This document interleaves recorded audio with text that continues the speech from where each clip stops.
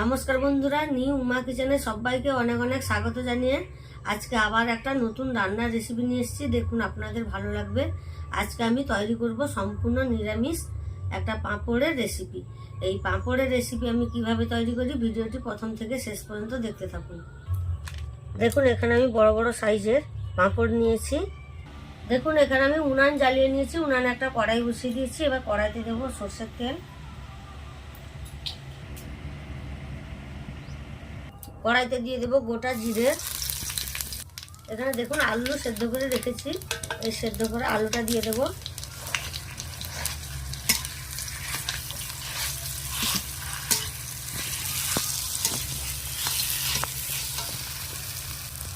পরিমাণ মতো লবণ দেব।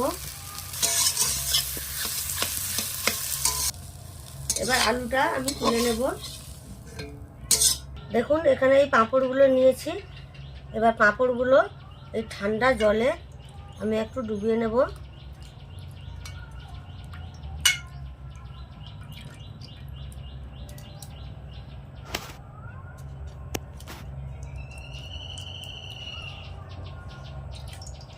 জাস্ট অল্প একটু ভিজিয়ে নেব।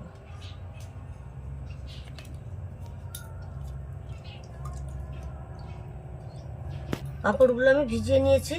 এবার আমি এক একটা পাঁপড় নেব, আলুর পুর দেব,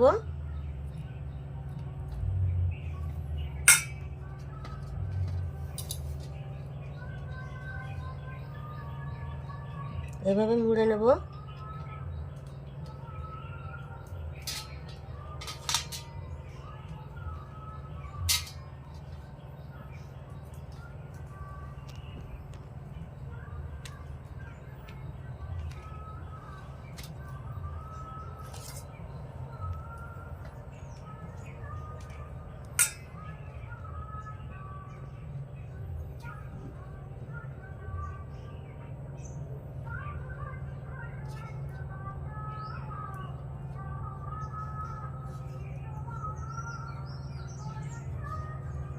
এইভাবে আমি সব পাঁপড়গুলো তৈরি করে নেব।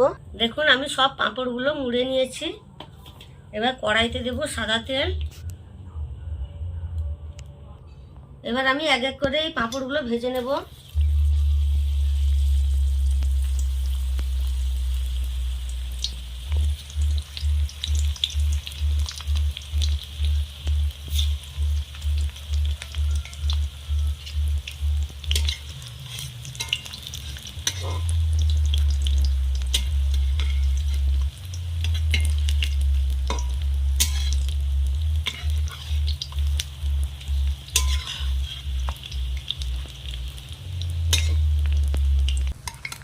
এবার আমি তুলে নেব।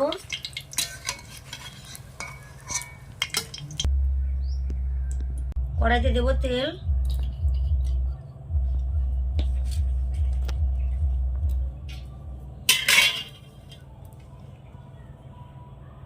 লবণ হলুদ মাখিয়ে আলুতে রেখেছিলাম, এই আলুগুলো আমি ভেজে নেব।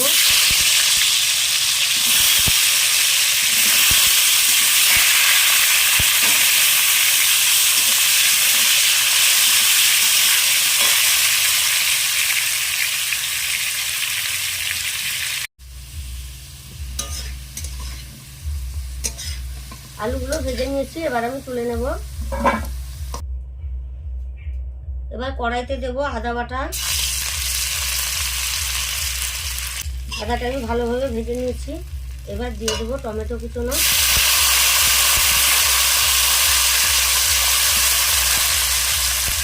পরিমাণ মতো লবণ দেবো, গুঁড়ো দেবো।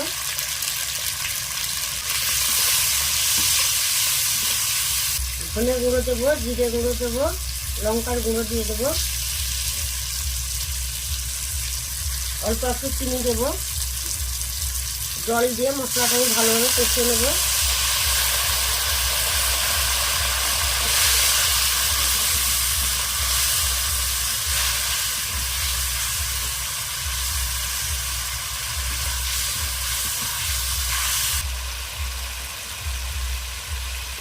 এবার দিয়ে দেবো ভেজে রাখা আলু।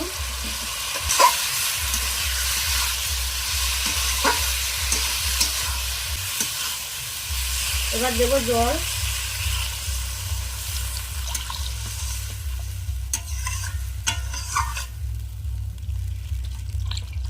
দেখুন তরকারিটা ভালোভাবে ফুটে গেছে, আলুটাও সেদ্ধ হয়ে গেছে।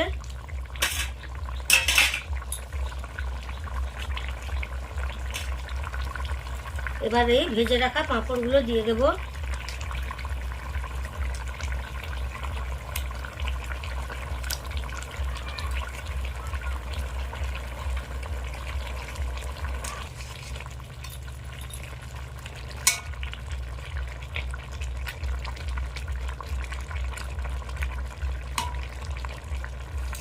দেখুন নিরামিষ পাঁপড়ের রেসিপি আমার তৈরি হয়ে গেছে। এবার আমি নামিয়ে নেব।